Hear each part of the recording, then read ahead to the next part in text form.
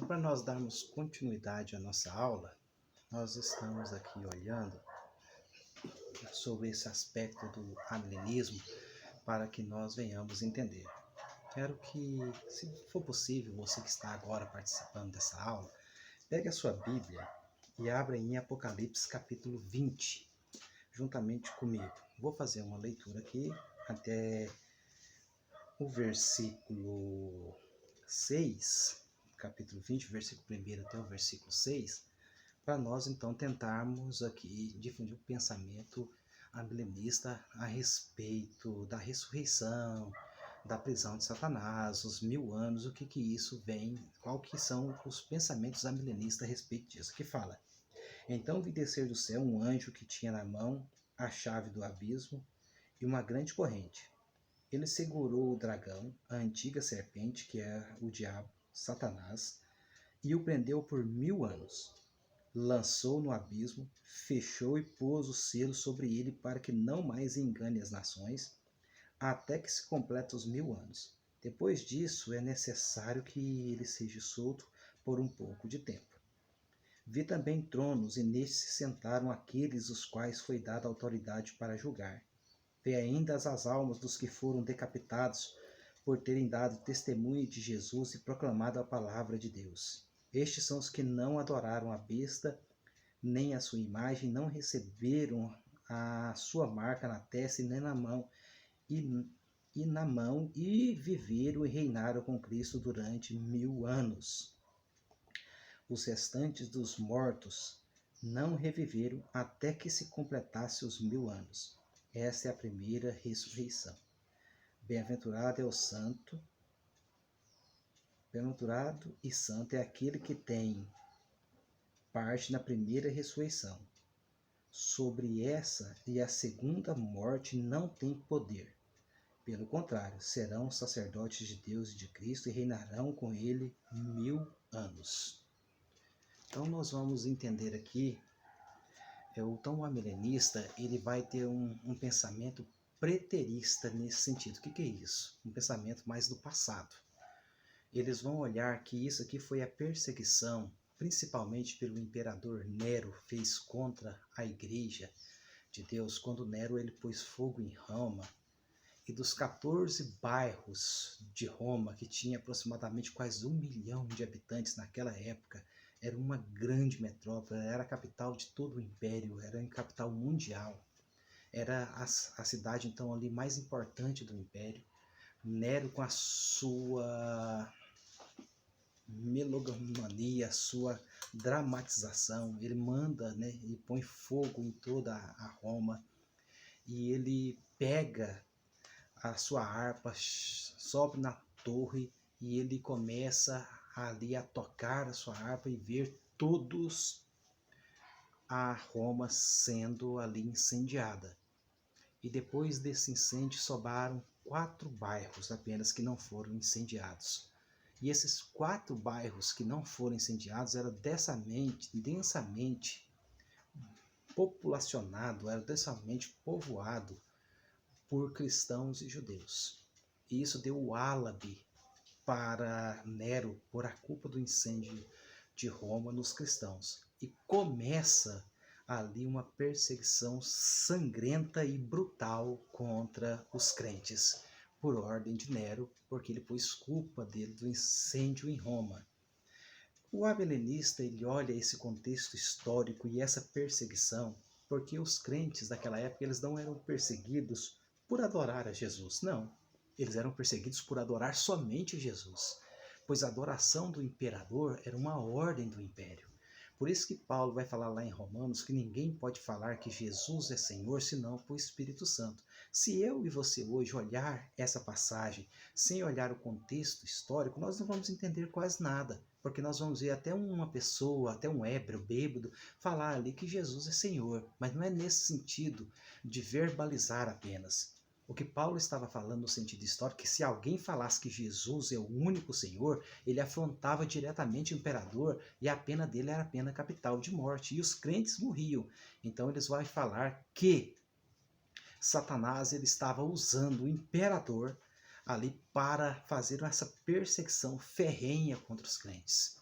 que Satanás ali usou o imperador para perseguir a igreja de Deus. Então, aí entra a primeira prisão de Satanás. Para eles, essa prisão não é uma prisão total, como as outras linhas escatológicas defendem. É uma prisão que significa limitando o poder de Satanás sobre a igreja, para que a igreja de Deus seja triunfante. Ele limita o poderio de Satanás, faz uma limitação. E ali dessa perseguição, aqueles que foram decapitados, mortos, que não negaram o Senhor, aqui a Bíblia fala que esses são os mártires, que vai falar lá no capítulo 20. Então ele está com uma visão preterista, uma visão mais do passado, de algo aqui que já aconteceu, mas que vai dar respaldo para o futuro, ou seja, quando for a manifestação do anticristo final. Então eles estão olhando para o passado com a visão no futuro, mas que é a igreja que vai estar passando como a igreja passou ali. Então eles vão falar que essa limitação de Satanás vai falar sobre a primeira e a segunda ressurreição. As outras linhas vão defender que a primeira ressurreição, como nós vamos ler em todo o capítulo, você pode pegar lá, uma fala antes do milênio e outra depois do milênio. Então a primeira ressurreição para eles ali não é uma ressurreição espiritual, é aquelas pessoas que se rendem a Jesus. Consequentemente, eles saíram do seu estado de morto e passam a ter vida em Cristo Jesus. E a segunda ressurreição é a ressurreição física que se dará com a vinda de Jesus, onde todos os mortos ressuscitarão primeiro e os vivos, que já são agora vivos em Cristo, serão agora transformados, vão passar por um novo corpo glorificado, glorioso, para entrar no estado eterno. Então essa é a grande defesa ali do amilenismo. Sempre eles vão pegar então essa parte que fala de milênio, como você está vendo, sempre como eles falam assim, e esses reinaram por 1000 anos. Por que 1000 anos? Porque ninguém vive 1000 anos. Que eles quis dizer, ninguém vai viver 1000 anos. Nem na história, quando nós vemos lá 960 anos, como Matusalém, ali ele viveu, que é o homem que mais viveu, não chegou a 1000. Então, ou seja, não tem ninguém que vive 1000 anos.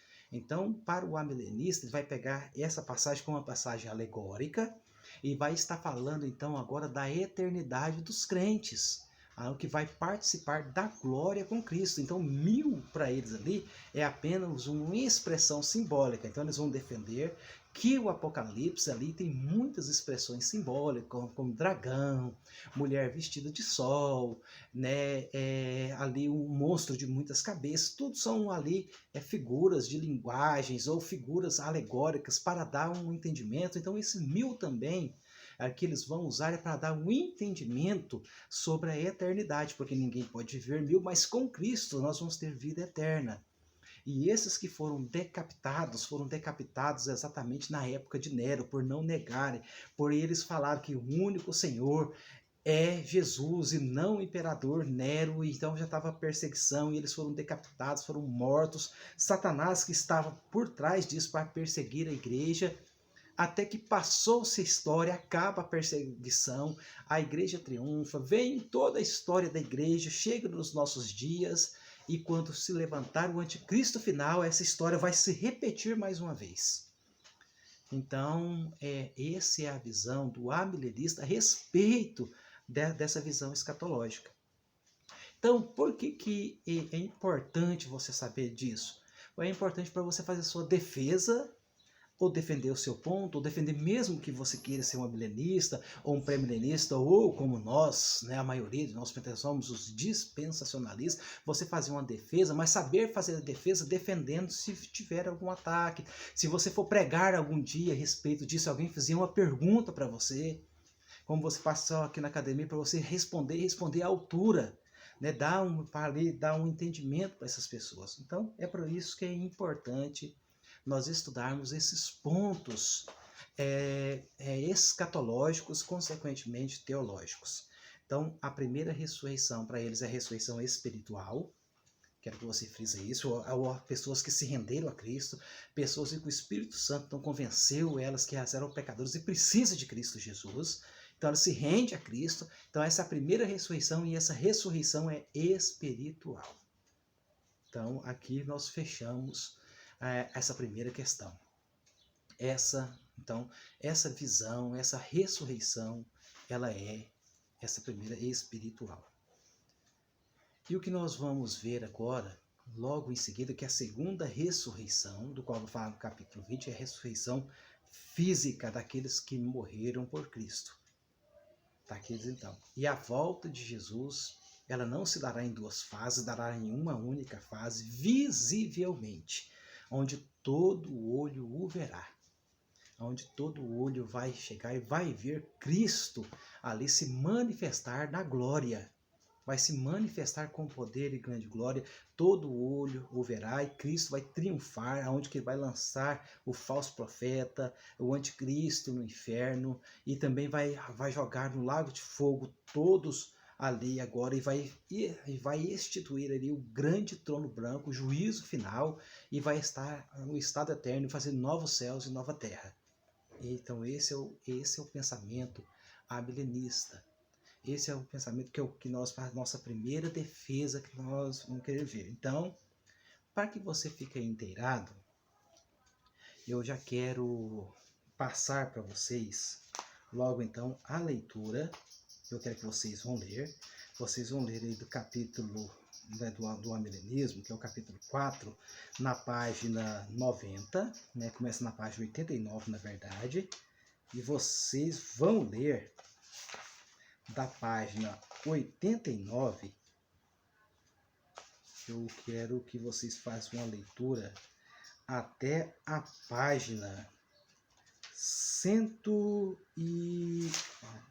até a página 109. Da página 89 até a página 110, provavelmente. Da página 89 até a página 110, aonde vai ler sobre o amilenismo. E quero que vocês façam uma leitura, pensem, não tome nenhum posicionamento agora. Não é isso, primeiro nós estamos estudando. Essa é a primeira linha que nós estamos entrando em defesa. Então não tome partido agora. Vocês vão ver que as outras linhas, como eu te falei, aonde nós somos totalmente convergentes e totalmente divergentes na nossa maneira de pensar. Isso é algo que nós vamos ver, né? Algo que nós vamos estar ali, nós vamos ver o que é o ponto convergente, com seus pontos divergentes, aonde nós temos as nossas divergências, o porquê dessas divergências, por que entra então essa questão dessa interpretação diferente. Como eu te falei, que esse ponto são pontos pormenores que não afetam em nada a sua salvação, a sua maneira, que todos nós cremos em Jesus, quem queira o Salvador, ele que virá e buscará a sua igreja. Só porque uns creem de maneiras diferentes, em períodos diferentes. E todos defendemos que ninguém sabe o dia nem a hora. Isso todos nós defendemos, todas as leis defendem isso aí. É que ninguém sabe o dia nem a hora, a não ser aqueles que professam heresias, como eu te falei, que já tentaram marcar a volta de Jesus, fracassaram, falharam, né, e entraram em outras questões. São igrejas hoje heréticas, igrejas que defendem heresias, que defendem falsos ensinamentos, como nós vamos ver ali muitas dessas igrejas que se denominam cristãs, porém não tem nada de Cristo. Nada de Cristo nelas. Nós vamos ver que a defesa dela é uma defesa herética, antibíblica, e sempre eles têm um outro personagem, um outro profeta, um livro daquele profeta ou profetisa, do qual eles pegam em comparação da igreja e fazem uma verdadeira veneração, uma verdadeira adoração sobre esse profeta ou profetisa. Então, para nós ficarmos bem inteirados do que é que nós estamos defendendo. Então, repetindo sobre as duas ressurreições, a primeira ressurreição do amilenismo, que fala lá no capítulo 20, é a ressurreição espiritual, aqueles que se rendem a Cristo, que têm a nova vida em Cristo. A segunda ressurreição é a ressurreição física, quando Cristo vier. Então, nós vamos inteirar, os 1000 anos são alegóricos, né? O milênio também é totalmente alegórico, são expressões alegóricas, não literais, e que, na verdade, a igreja já está vivendo no milênio. O milênio é o período da igreja, porque é uma interpretação alegórica que a Bíblia está falando e não literal, segundo pensam os amilenistas. Então, os teólogos amilenistas vão pensar isso. E para você quiser ficar inteirado, quiser visualizar, você que está agora na academia, talvez você quer ficar inteirado sobre mais visões, quem pode te indicar agora aqueles que defendem essa visão? Aqueles que estão, que você quer entender um pouco, você quer estudar, quer analisar ele, quer analisar outros. Então, quero indicar para você primeiro Leandro Lima. Leandro Lima talvez é um dos maiores escatólogos ali do pensamento amilenista hoje no Brasil. Ele é um reverendo da Igreja Presbiteriana do Brasil, e também você pode ouvir sobre as questões escatológicas sobre o reverendo Augustus Nicodemos. Esse já é muito conhecido, talvez vocês mesmos já o conhecem, já ouviram mensagens, talvez não ouviram mensagens escatológicas. Então, Leandro Lima e Augusto Nicodemos, ambos pertencem à mesma igreja. Se vocês quiserem acessar, analisarem, ver, como eu te falei, na primeira mão, não tome posicionamento ainda. Vamos estudar as outras linhas, vamos estudar as outras vertentes, vamos chegar ali como que é os pontos de defesa, quais elas estão então, aqueles pontos que eu falei que são os pormenores, mas qual elas que se encontram mais biblicamente correto, né, para nós fazermos uma defesa. Obviamente, agora eu quero deixar isso bem claro para vocês, que a nossa principal linha de defesa no nosso curso modular de teologia será o dispensacionalismo, que é o que as Assembleias de Deus defendem. Por que será o dispensacionalismo? Porque é a linha que nós defendemos. Nós vamos estudar todas, nós vamos deixar você à vontade para você ler, para você chegar a um denominador comum, sem tentar impor, porém a nossa linha maior de defesa será o dispensacionalismo, mas óbvio, você como estudante de teologia, como estudante da escatologia, tem toda a liberdade. Lógico que nós vamos estar aqui ensinando você que tem certas coisas que não é pela discussão, você não vai tentar obrigar as pessoas, ninguém vai obrigar a pensar como você pensa. Essas discussões não vai levar a nada. Não adianta você subir num púlpito e tentar fazer aquele público convencer eles, um público que já foi ensinado toda a vida de uma maneira. Não, não é isso. Fala da volta de Jesus. Se você não crê nenhuma na outra, então fale da volta de Jesus que todos eles defendem.